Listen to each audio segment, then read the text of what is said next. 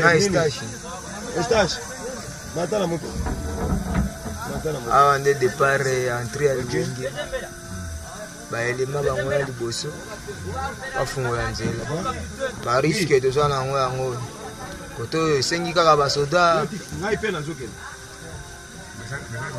Nazokende yo zokende.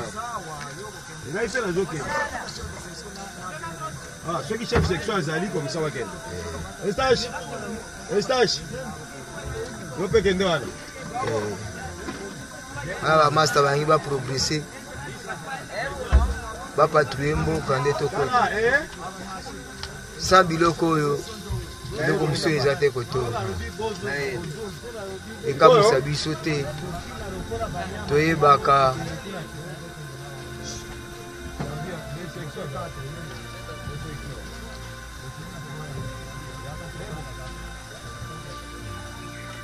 Oh mapangi. En tout cas.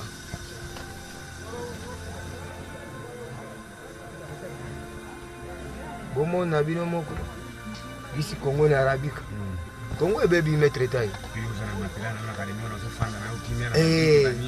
Mais je te recommande à risque à bout. Ça.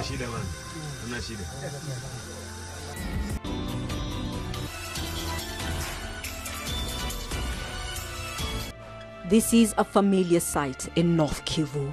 People in Sake, west of Goma, are fleeing again from their homes. They carry what they can. They say M23 rebels are getting closer to the town. They've already taken several village centers and important towns that are rich in minerals. Janine Kiguma and her family have left their home on the outskirts of Sake. They say they are heading to a camp for displaced people. We came to Sake from my village to see if Sake was safe, but all I could hear were gunshots. Now I'm heading to Goma. We're tired of running. Congolese soldiers are doing what they can to protect the areas, but they have often been forced to retreat as the rebels advance. Goma, which is the provincial capital, the largest city in the area, is now pretty much surrounded by the M23 insurgent group. Goma has Rwanda to one side, Lake Kivu to the other, and now the north and the west and the roads that supply Goma with food and other goods, which are principally from the north of the province, they're now effectively controlled or at least strongly contested by the M23. Regional leaders from the East African community have been trying to mediate a peace deal, but it's proving increasingly difficult. Rwanda and the DRC have accused each other of using armed groups in the conflict. Both sides deny the allegations. Nous assistons dans l'est du Congo à une régression inacceptable. L'offensive en cours de la milice M23, sous sanction du Conseil de sécurité, est une guerre qui nous ramène 10 ans en arrière. Elle a des conséquences terribles pour les populations, et je pense en particulier aux centaines de milliers de personnes déplacées à qui tout manque. Et la capitale de la région, Goma, est menacée. byibumbiye hamwe mu muryango wa East Africa bakagombye kuba bakemuye ikibazo cy'iyi ntambara ikomeje gutuma abantu benshi bahunga, abandi bagapfa hano muri Repubulika Iharanira Demokarasi ya Congo. Ndetse Macron ateganyijwe kuza muri kino gihugu cya RDC mu minsi mikeya cyane, harabura amasaha gusa ngo abe yageze muri RDC. Ariko kandi mbere y'uko haguruka, ibingibi ni bimwe mu byo yabanjije kuvuga, ari kuvuga cyane cyane ku ntambara zikomeza kugaragara muri Afrika. Nanone yongeye aravuga ati sinibaza ukuntu imyaka 30 ishobora gushira iki gihugu cyo muri gihugu cya Congo kitarigera gitekana n'umunsi n'umwe. La première urgence est humanitaire et nous y travaillons avec nos partenaires européens. Et j'ai eu à plusieurs reprises et le président Tshisekedi et le président Kagame sur ce sujet. Je voudrais ensuite rappeler deux principes fondamentaux. L'unité, la souveraineté, l'intégrité territoriale du Congo ne se discutent pas. C'est notre position constante et cette position n'a pas changé. Deuxièmement, il n'y a pas de deux poids, deux mesures. La guerre dans l'est de la RDC ne doit pas être une guerre oubliée. C'est pourquoi J'ai passé autant de temps à parler avec chacun des acteurs et surtout que notre politique est de soutenir sans relâche le cadre des discussions que le Kenya et l'Angola ont mis en place. Et j'ai pu d'ailleurs aussi échanger avec les deux présidents pour soutenir les médiations régionales qui se sont déployées. Nous avons d'ailleurs soutenu le déploiement des troupes kenyanes dès qu'elles ont pu s'installer. Nous en avons été, je dirais, à l'initiative diplomatique. Et j'ai encore parlé ces derniers jours au président pour unifier les différents processus de médiation régionale. Je reste convaincu que la réponse doit être collective et c'est précisément le sens des entretiens que j'aurai aussi avec mes homologues avant de venir à Kinshasa. Suhuje nanone nguhaye ikaze kuri Rwanda Paparazzi TV ni Vili Frank nkuko bisanzwe ikaze kuri mwese abo tugiye kubana namwe muri aya makuru ndetse tugakomezanya kugeza tuyasoje. Nizere ko mwese mwamaze gufata inyakira amajwi zanyu aho mwaba muherereye hose, ushobora kuba uri muri Afrika ariho twumvira cyangwa ukaba uri muri Aziya, ushobora no kuba uri muri Amerika tutibagiwe no mu Burayi. Mwese ariho mutwumvira mbahaye ikaze bavandimwe. Wowe mushyashya ushobora kuba ukigera kuri Paparazzi ngaho dukandire subscribe, tuzikunda cyane nk'amata y'abashyitsi.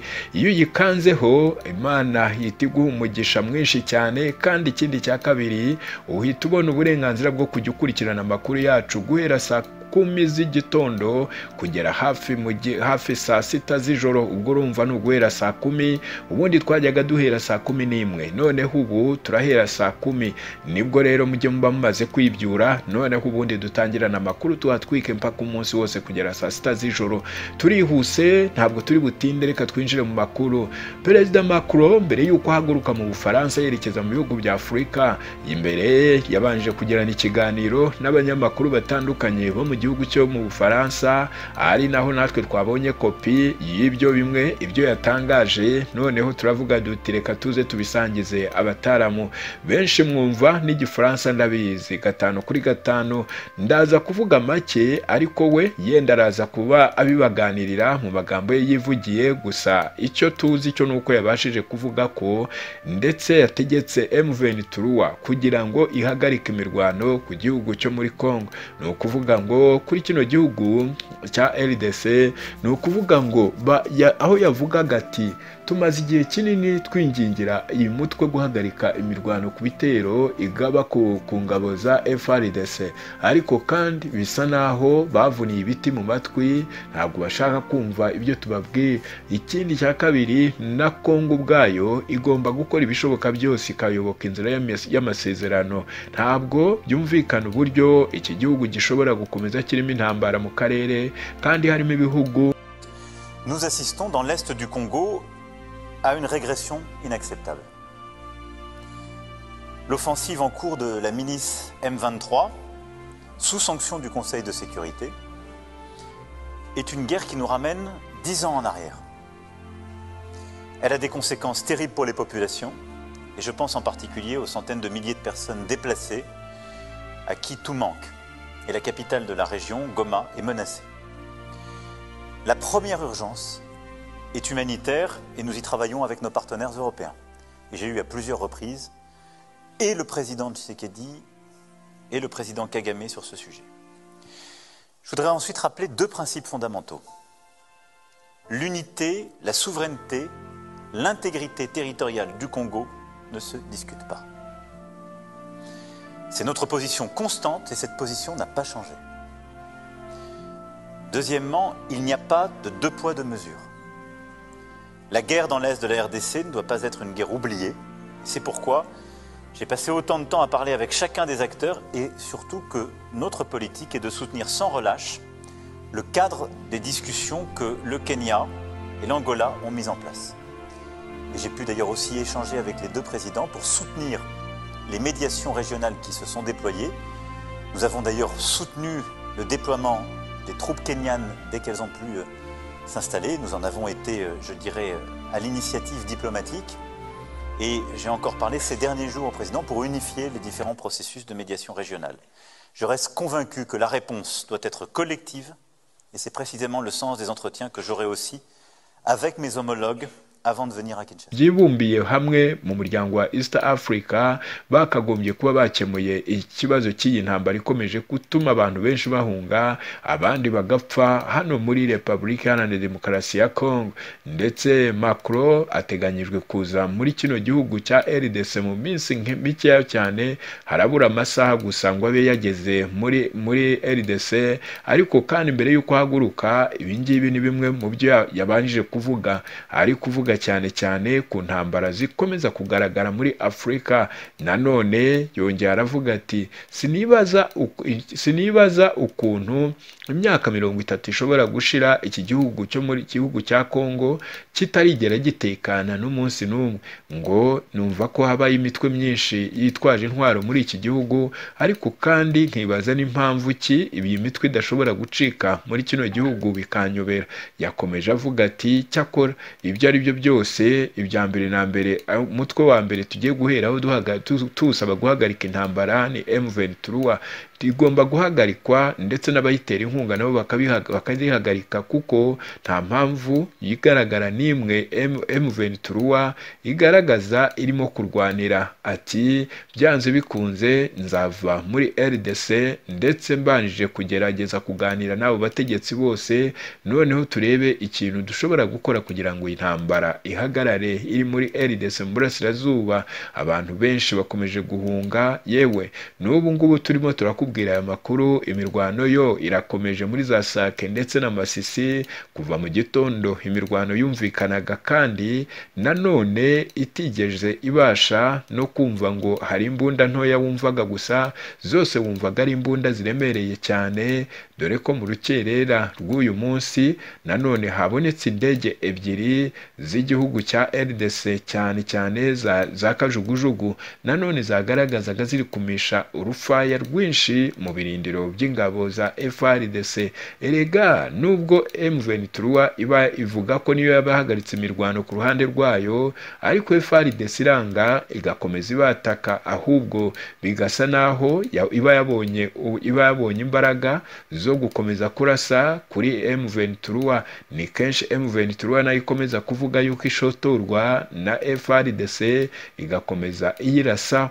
Rero yayirasaho nayo ikazanzamuka igatangira kwirwanaho, dore ko bavuze ko batazigera batuza mu gihe icyo ari cyo cyose FARDC yakomeza kubagabaho ibitero. Ati byanze bikunze tuzajya natwe duhaguruka turwane nabo. Hashize iminsi turimo tubona inama simusiga zirimo zirakoreshwa na M23 propagande yo kugerageza bisubiza abaturage bose bari hano mu burasirazuba bwa Congo, cyane cyane muri Rucuru, za Masisi ndetse na za Kichanga. Aho hose hamaze iminsi ubona abasirikare benshi ba M23 bagenda bakubita abaturage ibipindi, ndetse bagenda bababwira ko aribo bazabageza ku majyambere meza bifuza, ndetse bakanabizeza n'ibitangaza n'ijuru ko bazarimanura rikaza hafi, bakajya bivuganira n'Imana ku giti cyabo. Ni byinshi bababwira. Ubwo rero urabyumva yuko nabo rwose bakataje kuvuga gushira imbunda hasi ni sakirirego kuri bo. Ngayo nguko rero, reka dutegereze urugendo rwa Macron turebe nagera muri RDC ko hari ikintu ashobora guhindura, nyuma yuko yabyemeje ari ataraza abaganira n'abanyamakuru ba hano mu Bufaransa. Niko bimeze rero, reka wiyumvire nawe ibyo yatangaje. Ndabizi abataramu benshi bumva français, ubwo mukomeze muyikurikirane, genda hari 5 kuri 5 nkomeze mbakubita ikintu cyitwa ama episode y'amakuru. Nous assistons dans l'est du Congo à une régression inacceptable. L'offensive en cours de la milice M23, sous sanction du Conseil de sécurité, est une guerre qui nous ramène 10 ans en arrière. Elle a des conséquences terribles pour les populations, et je pense en particulier aux centaines de milliers de personnes déplacées à qui tout manque. Et la capitale de la région, Goma, est menacée. La première urgence est humanitaire et nous y travaillons avec nos partenaires européens. Et j'ai eu à plusieurs reprises et le président Tshisekedi et le président Kagame sur ce sujet. Je voudrais ensuite rappeler 2 principes fondamentaux. L'unité, la souveraineté, l'intégrité territoriale du Congo ne se discutent pas. C'est notre position constante et cette position n'a pas changé. Deuxièmement, il n'y a pas de deux poids, deux mesures. La guerre dans l'Est de la RDC ne doit pas être une guerre oubliée. Et c'est pourquoi j'ai passé autant de temps à parler avec chacun des acteurs et surtout que notre politique est de soutenir sans relâche le cadre des discussions que le Kenya et l'Angola ont mis en place. Et j'ai pu d'ailleurs aussi échanger avec les deux présidents pour soutenir les médiations régionales qui se sont déployées. Nous avons d'ailleurs soutenu le déploiement des troupes kenyanes dès qu'elles ont pu s'installer. Nous en avons été, je dirais, à l'initiative diplomatique. Et j'ai encore parlé ces derniers jours au président pour unifier les différents processus de médiation régionale. Je reste convaincu que la réponse doit être collective et c'est précisément le sens des entretiens que j'aurai aussi avec mes homologues avant de venir à Kinshasa.